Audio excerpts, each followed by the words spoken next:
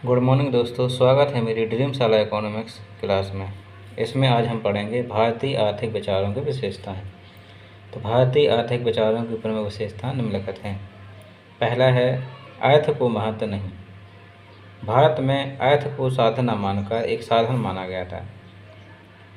प्राचीन विचारक जो थे उन्होंने क्या किया, अर्थ को महत्व नहीं दिया। मतलब जो अर्थ है, पैसा है, उसको महत्व नहीं दिया। उसको केवल एक साधन माना है, साधन नहीं माना है।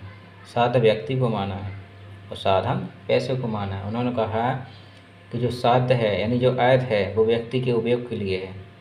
ठीक है, तो अर्थ को उन्होंने क्या महत्व नहीं दिया, उन्होंने केवल एक साधन माना है। यानी व्यक्ति के उपयोग के लिए अर्थ क्या है, साधन मात्र है। फिर आगे कहा कि प्राचीन विचारक शायद इसी कारण अर्थशास्त्र को एक अलग विषय नहीं मानते थे। इसी कारण वे क्या है, अर्थशास्त्र को पहले एक अलग विषय नहीं मानते थे। अर्थशास्त्र का अध्ययन धर्म, नीति, दर्शन, कानून, राजनीति आदि विषयों के साथ किया जाता था। पहले अर्थशास्त्र के अंतर्गत केवल धर्म, नीति, दर्शन, कानून, राजनीति आदि विषयों का अध्ययन किया जाता था, बाकी अर्थ का अध्ययन नहीं किया जाता था।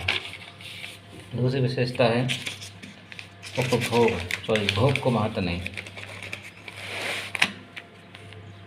भोग को महत्व नहीं दिया गया।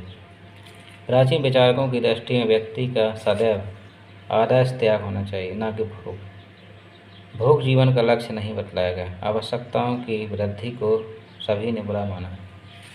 यानी प्राचीन विचारकों का कहना है कि त्याग को अधिक महत्व दिया। भोग, किसी वस्तु का भोग करना उतना अच्छा नहीं माना गया है जितना कि त्याग को महत्व दिया गया है।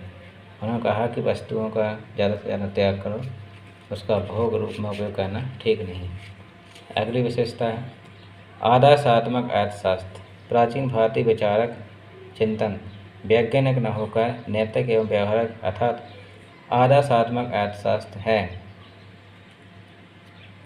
अर्थव्यवस्था ऐसी हो, अर्थ के प्रति हमारा दृष्टिकोण क्या हो, समाज में अर्थ का रूप कैसा हो इत्यादि समस्याओं का अधिक चिंतन किया गया है। आदर्शात्मक अर्थशास्त्र मतलब प्राचीन भारतीय विचारकों का कहना है कि अर्थशास्त्र क्या है, इसका अध्ययन करना चाहिए। मतलब कोई वस्तु क्या है उससे मतलब है, क्या होना चाहिए क्या नहीं होना चाहिए उससे कोई मतलब नहीं है। अगली विशेषता है कल्याणकारी राज्य की स्थापना। प्राचीन भारतीय विचारकों का मतलब यह था कि हमें राज्य की कल्याण की कामना करनी चाहिए। राजा को केवल अपने राज्य की कानून व्यवस्था ही नहीं बनाना चाहिए, बल्कि उन्हें व्यक्तियों के कल्याण के संबंधी कार्यों को भी करना चाहिए। यानी राज्य में व्यक्तियों के कल्याण के संबंधी कार्य किए जाने चाहिए।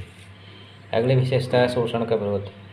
भारतीय विचारकों ने शोषण और आर्थिक समस्याओं को अच्छा नहीं माना, शोषण का विरोध किया। भारतीय जो विचारक थे, जो आर्थिक विचारक थे, उन्होंने क्या किया, शोषण का विरोध किया। उन्होंने कहा कि व्यक्ति का शोषण नहीं करना चाहिए, बल्कि उनका विकास करना चाहिए। शोषण को उन्होंने अच्छा नहीं माना। दान, उदारता, दयालुता आदि विचारों को वहाँ सदैव प्रदान किया गया है। मतलब इसमें कहा गया है, विचारकों ने कहा है कि हमेशा दान करना चाहिए, उदारता रखनी चाहिए एक दूसरे के प्रति, दयालुता रखनी चाहिए आदि विचारों को सदैव अच्छा माना गया है। अगली विशेषता है वैचारिक समानता। भारतीय विचारकों के आर्थिक चिंतन में विचारों में समानता रहनी चाहिए। यानी सभी व्यक्तियों के विचारों में एक दूसरे के प्रति क्या होना चाहिए, समानता रहनी चाहिए। समान भाव से एक दूसरे को हमें देखना चाहिए। उनके सिद्धांतों और आदर्शों में कोई मौलिक अंतर नहीं होना चाहिए। जो भी व्यक्ति के सिद्धांत हैं, आदर्श हैं, उनमें कोई अंतर नहीं होना चाहिए, सभी में समानता होनी चाहिए।